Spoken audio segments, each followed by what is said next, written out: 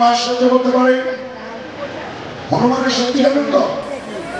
হনুমান একবার রাস্তার উপরে লেজ ফেলে রেখেছে, ভীম যাচ্ছিলেন।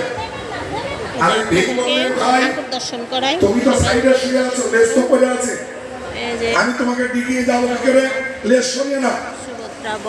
বলছে দেখো আমি তো বৃদ্ধ হয়েছি, নড়াচড়া করার ক্ষমতা নেই, তুমি লেজটা একটু সরিয়ে দিয়ে চলে যাও।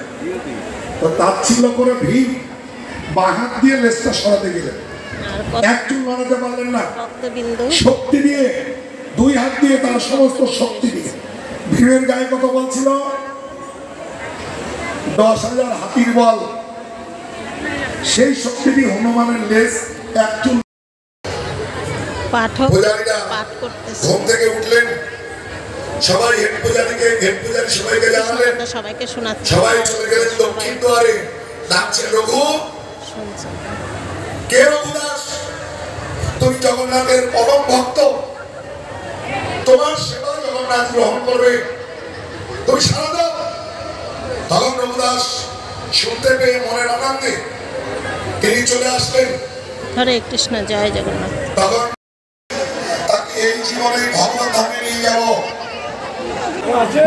এখানে প্রসাদ দেওয়া হচ্ছে, তাই এখানে প্রচুর লাইন। তাই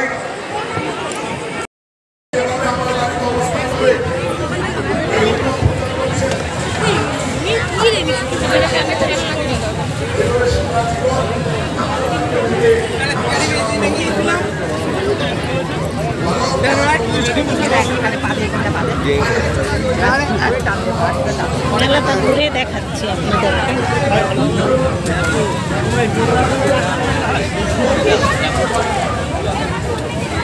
ফুচকার দোকান, প্রচুর দোকান।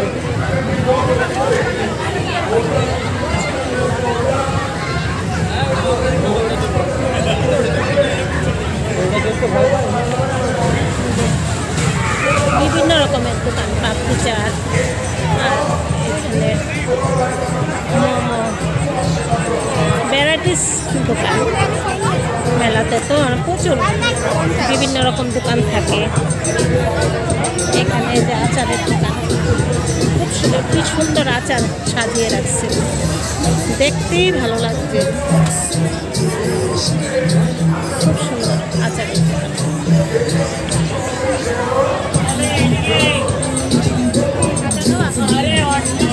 দোকানটা কি সুন্দর সাজিয়েছে, সুন্দর সাজিয়েছে।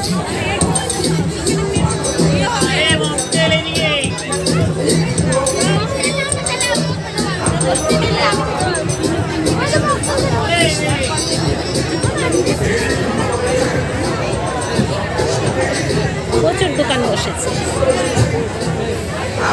এখানে। মথুয়া কেক, সবাই মথুয়া কেকের জন্য লাইনে দাঁড়িয়ে আছে।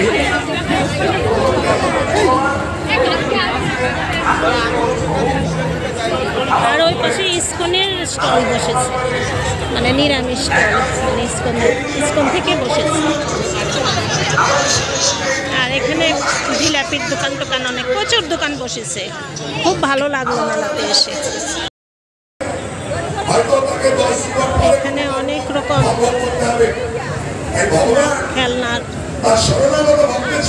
যে মেলাতে অনেক রকম, এই যে ট্রেন, নাগরদোলা, অনেক সব বাচ্চারা উঠেছে।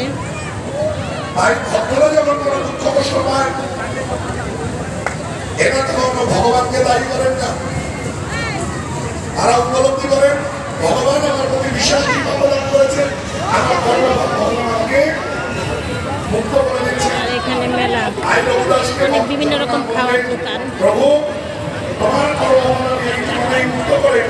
অনেক স্টল বসেছে খাওয়ার।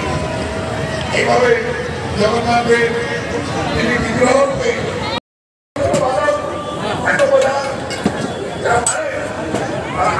সিঙ্গারা, সেরবুজ, পকোড়া, অনেক কিছু বাজা হচ্ছে। এটা ইসকনের, যারা নিরামিষ ভোজি ওদের জন্য।